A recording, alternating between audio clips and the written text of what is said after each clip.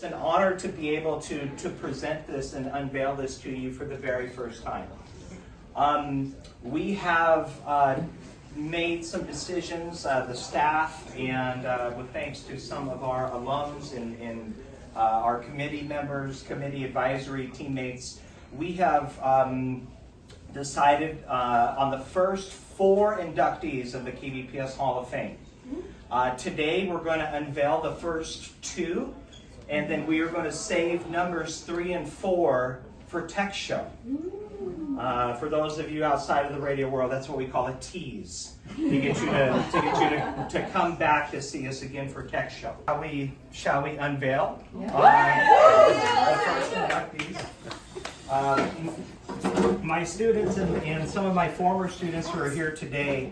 For those of you who don't know, I'm Jacob Patterson. I'm the new teacher. This is my 4th year. I'm also class of 2006, former chief of staff, first KBPS Skills USA National Gold Medal winner, and just the happy to be here kind of guy.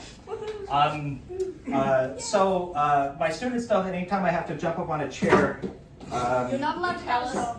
You know that what's my dying wish, right? Keep the radio station going. That's who's number 1. Oh. Patricia. Take a guess at who's going to be our very first inductee of the KBPS Hall of Fame. Oh, probably Patricia Swanson. Scott Tom. Joe Anderson. It is Dr. Patricia Swenson. As many of you know, we do have so much to thank Dr. Swenson for her decades of dedication. Unfortunately, as you know, Dr. Swenson passed away many years ago and isn't able to be here today, but we know that she's here with us in spirit because we know she would never leave. Literally. But a very special honor. Our second inductee happens to be here with us today. And have a little drum roll, yeah.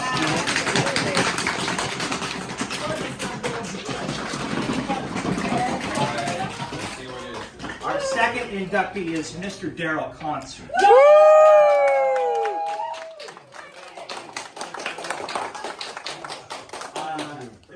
Just like with Dr. Swenson, we have so much to thank Daryl for, and a tremendous integral part of why we are here today.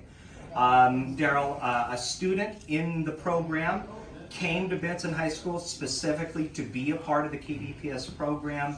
And climbed his way through the program into the student leadership positions and chiefs of staff, and then had a very successful career in broadcasting and TV, helping put on like Channel 10 on the air, and then came back to KBPS for many decades as a producer, as a station manager, and really the connection that students had with KBPS, whereas Dr. Swenson was more of kind of the politician of the station, Daryl was more of the working directly with students, teaching students how to do the things, and making sure that we could see a 100th anniversary, which we just did a couple of years ago.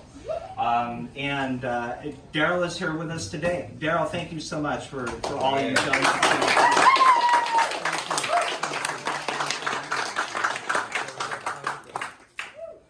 It was fun. I like to stay behind the scenes and make things happen, not be out front. And probably the greatest thing that happened when I was here was moving to this building, because the places we were in, the school building, it was a dump. And that's about as polite as I can be about it. It was just awful. But you know, Dr. Swenson, she was good getting people to do things, and she and the foundation raised the money to put this building up. And I kind of felt like, you know, do I really belong in this place after having spent so many years up in the school building? And moving everything that we had accumulated over the years was hideous job. But the district wouldn't let us move the stuff. So they had a moving company come and do the stuff after it was boxed up and labeled and everything.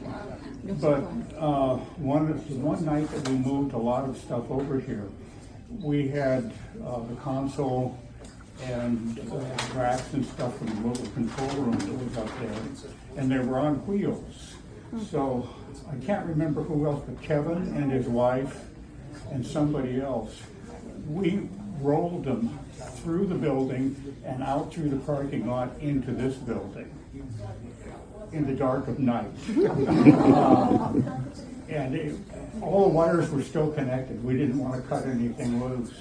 And at that time, one of the control boards went into the practice booths.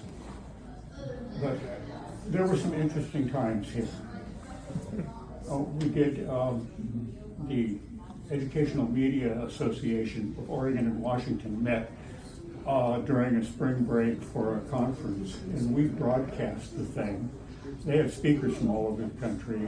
We had a studio in the Coliseum, and I can't remember who loaned us the equipment. One of the manufacturers, I think it might have been Sparta, they loaned us a console and some turntables and tape machines, and then we had feeds from the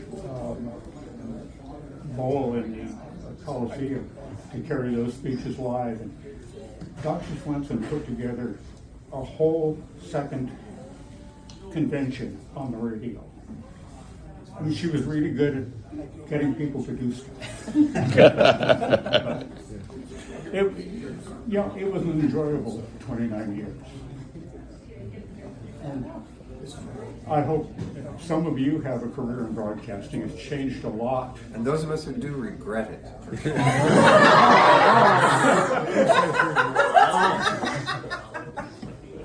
Okay.